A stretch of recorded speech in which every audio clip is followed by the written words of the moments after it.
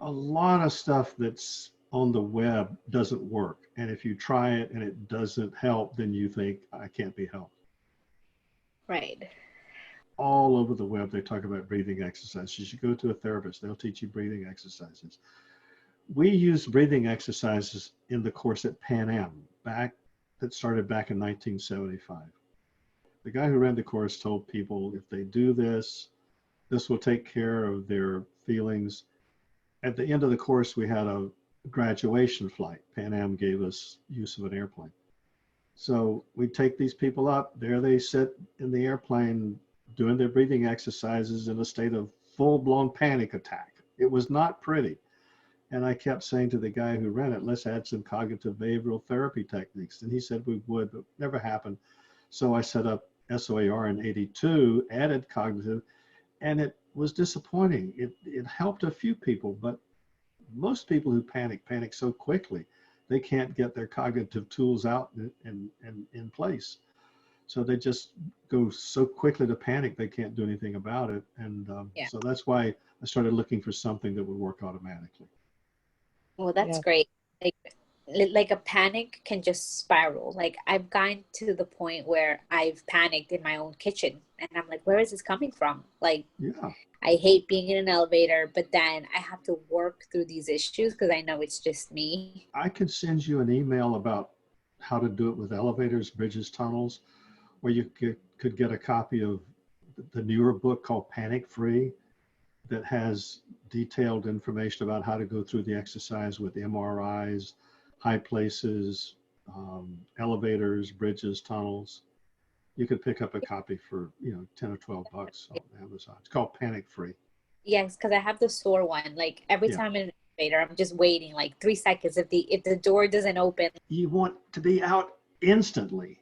yes. And if the doors are delayed, it's like, oh, why is it delayed? Is anyone there? Is anyone on duty? If something happens that is not expected, or the expected thing doesn't happen, like in the elevator, you get a shot of stress hormones. And you get the shot of stress hormones for a good reason. If there's something that really is dangerous, that's unusual, you need to be alerted to it, and you might be focused on something else. So you need alarm to hit you, and the alarm's got to be powerful. It's got to be able to pull you away from whatever you're focused on. But as soon as you get hijacked by the alarm, you've got to have the alarm quiet down so that your ability to think is clear enough that you can figure out, is this really a danger or is this a false alarm? And if it's a real danger, what do I need to do about it? If it's a false alarm, drop it. But what happens is the mechanism that's supposed to calm alarm down immediately, the parasympathetic nervous system, many of us don't have the programming. To develop the programming to operate it, you have to have a very secure situation with your caregiver so that you develop secure attachment.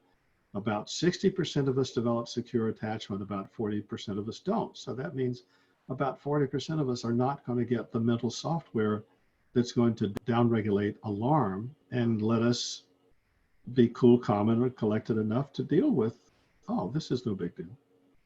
But as long as the alarm's going off, it's hard to believe it's not a big deal. And that's where you go into panic. For bridges, tunnels, MRIs, et cetera, once again, we set it up ahead of time so that it works for you automatically. And the benefit of it working automatically is these links that you're setting up are being set up in a part of the brain that operates even when you're stressed. So in most cases, it will stop the problem before you're aware of it, and you actually don't ever feel like there was a problem. First of all, you gotta come up with a person who you're really comfortable with. Kind of person you don't have to be on guard with them when you're with them at all. For the next few days, actually look for anxiety. Look for the feeling you just got a shot of stress hormones. And as soon as you get it, imagine they walk in the door, say hello to you, and come over and give you a hug. So do you see what you're doing? You're taking the beginning of the problem, a shot of stress hormones causing alarm, and you're answering it intentionally with the calming influence of their face, their voice quality, and their touch. After you've done this a half dozen times, it'll become a program and operate automatically.